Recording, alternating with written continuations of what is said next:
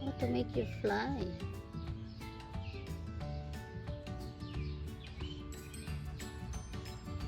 Okay.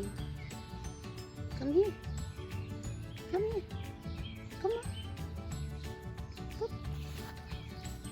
Oh, you cannot fly anymore. What happened? There's something wrong on your wings? Oh, poor thing.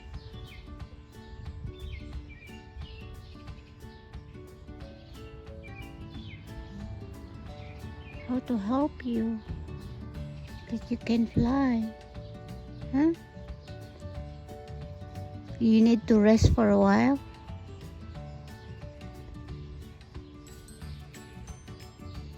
Poor baby. He's so cute. You know that? You are so cute. How to help you? Huh? I don't know, bird.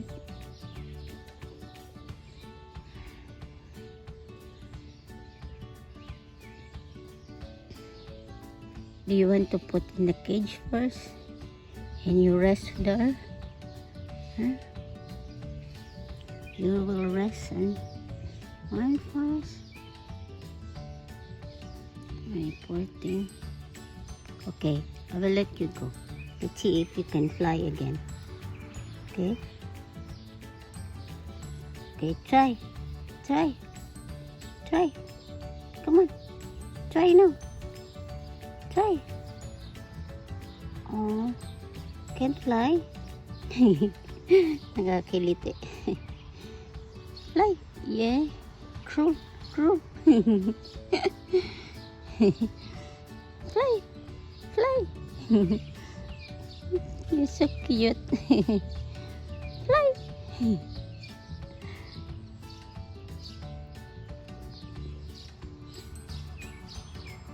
Ang cute mo, ha?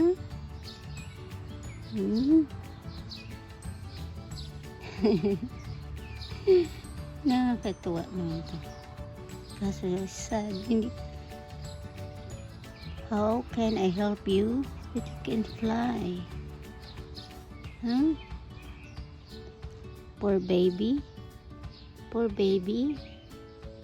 Hello, baby. Hello, baby.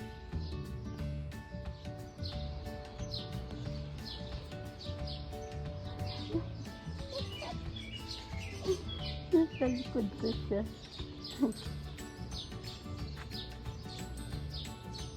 What happened? What are you doing there? So I decided to put the bird in the cage. This is the cage of the cat when they were a little, so I was able to use it. So I will wait for my husband to wake up because he's still sleeping at this moment. So I don't know what to do with this bird that can fly. So I will ask him what to do with this one, because if still in the outside, I'm scared that he will die. The bird will die. So, so cute, right? Put towel and then I covered with towel too. They said much better in a dark place. He will recover so fast. So I hope the bird will fly again. According to my husband, we let the bird out because he's a baby, so doesn't know yet how to fly. So let's see.